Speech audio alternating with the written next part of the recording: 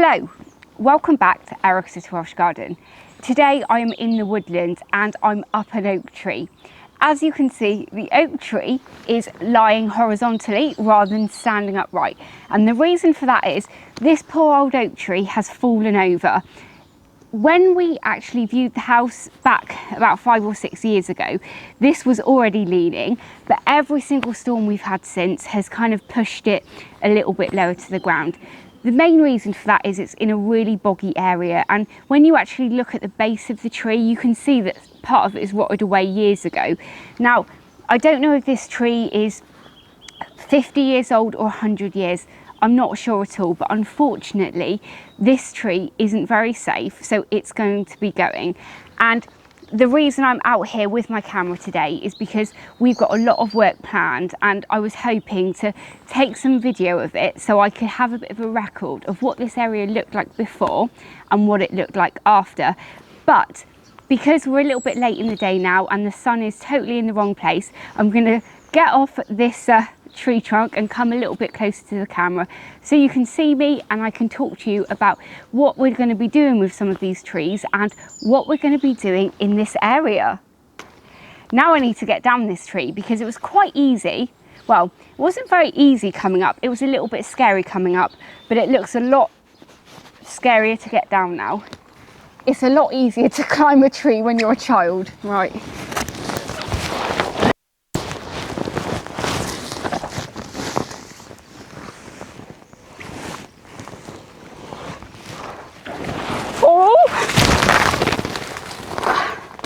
Well, that's one way of getting out of the tree.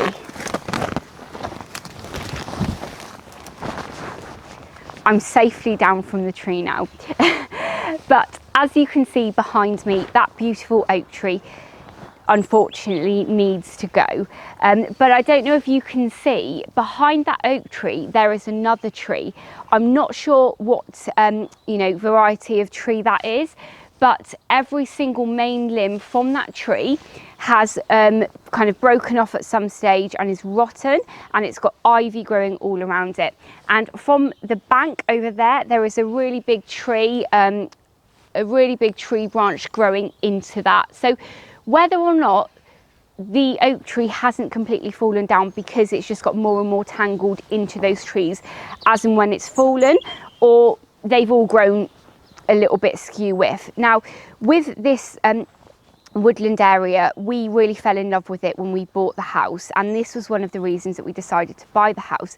But at the time we didn't really know what we were looking at. All we knew was we had really beautiful trees, but actually when you really inspect them, there's quite a lot of work that needs to be done. So I am very excited to be inviting an arborist round on Wednesday who's going to do a full site visit for me and talk to me and discuss what needs to happen with all of the trees.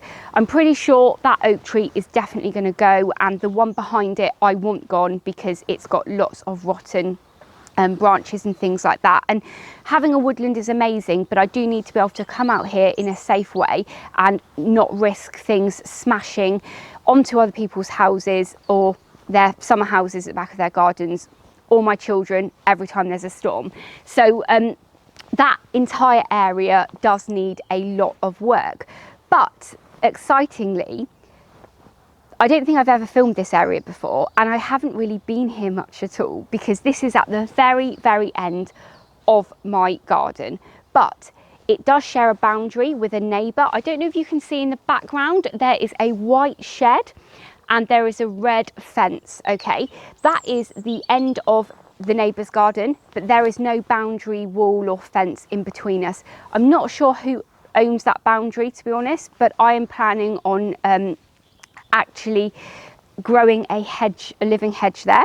But then also I've got another neighbour the other side that's got a really amazing fence up, but I'm also planning on putting some trees there as well. So because of that, and because this oak tree is going to be going, I am planning on completely clearing this entire area, and I'm really excited about it. I've already cleared quite a lot with a friend.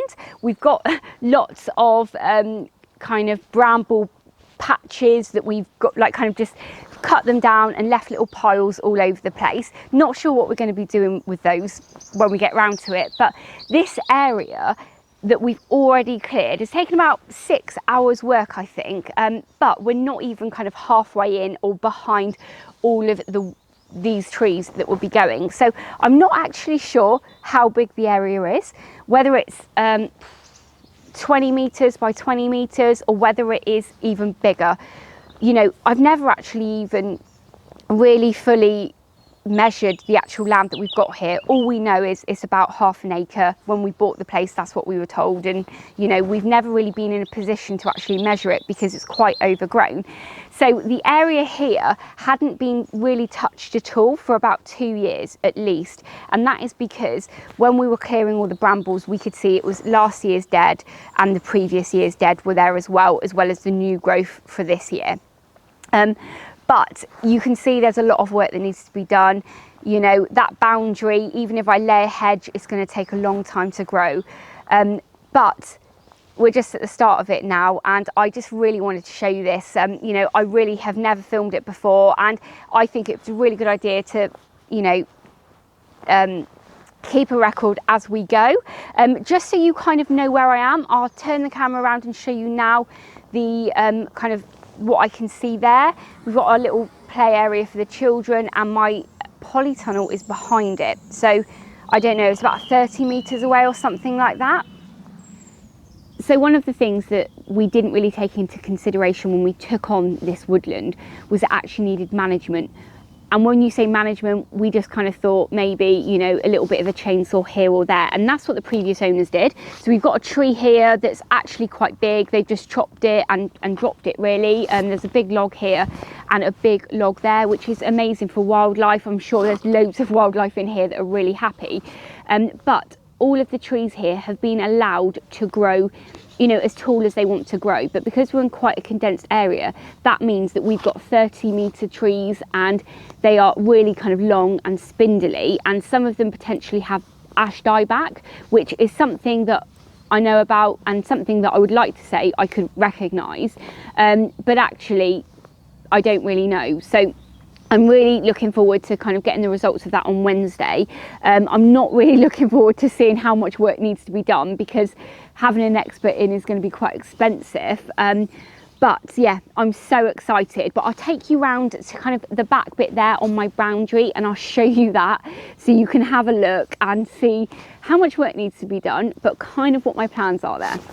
So here I've got this tree trunk, and I think this tree trunk is the one that belonged to the logs that are on the floor there. And I think this is an oak tree, but I'm not sure. But as you can see, it has sprouted loads and looks really, really messy. So I don't know what we're going to do with this, but also it is covered in ivy. So that ivy needs to be sorted.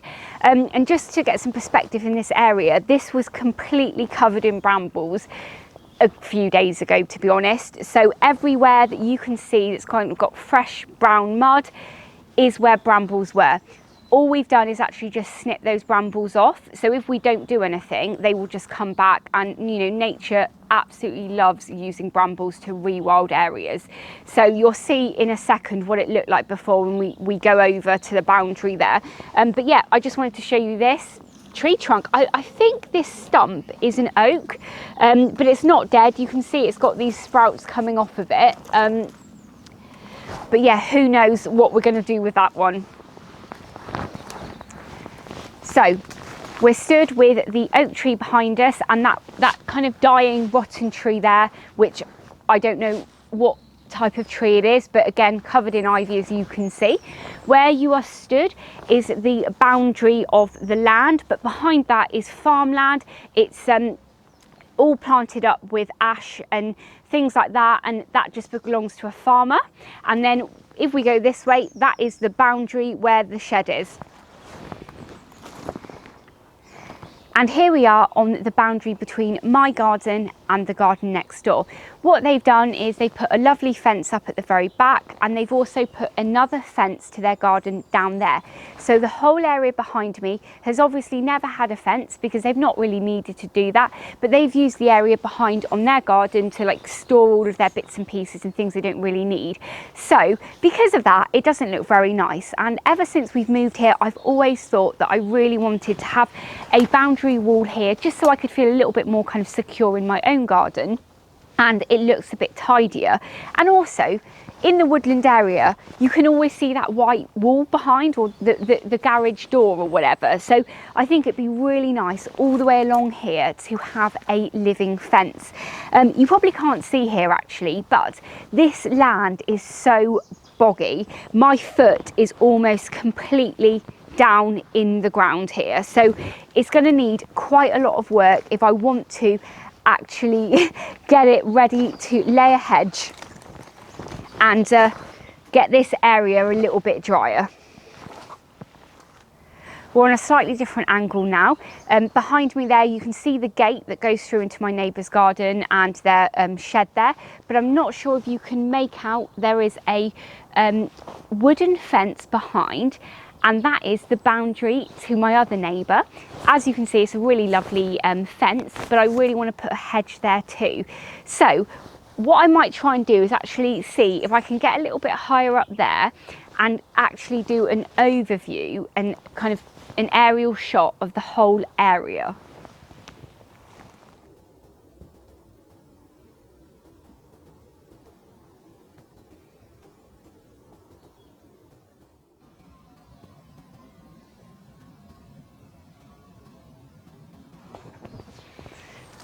So as you can see, this is a pretty sizable area of brambles that needs to be sorted out. This is the other neighbour's fence that I was talking about. So this is the next door neighbour of the boundary there, and pretty sizable solid fence by the looks of it. But I'm also hoping on having the hedge along here. We're going to have a variety of different trees in the hedge, and hopefully, as well as beneficial ones for wildlife, I'll also be getting ones that maybe will produce fruit that we can also have as well. I really hope that you've enjoyed having a little bit of a look around the overgrown part of my garden. So often I get a little bit depressed about the amount of work that needs to be done, or I don't really know where to start, but I feel so lucky to be able to look after an area like this. The previous owners weren't able to restore this in the way they wanted, and I feel that it is really doable for me, and I can't wait to get this, you know, bramble area into the forest garden that it deserves to be, and I'm so excited to be able to share that with you. I really hope you've enjoyed watching today's video. If you have enjoyed it, please leave a comment below and let me know, because I would really love to do more videos here at home in my woodland and restoring it, because it's going to be such a great journey. If this is the first time you're watching one of my videos, please do hit that subscribe button and ring the bell to be notified of all of my latest videos. As ever, YouTube have some videos up now on the screen that they think you'll like, so please go ahead and watch those, and I'll catch up with you in the next episode. Bye!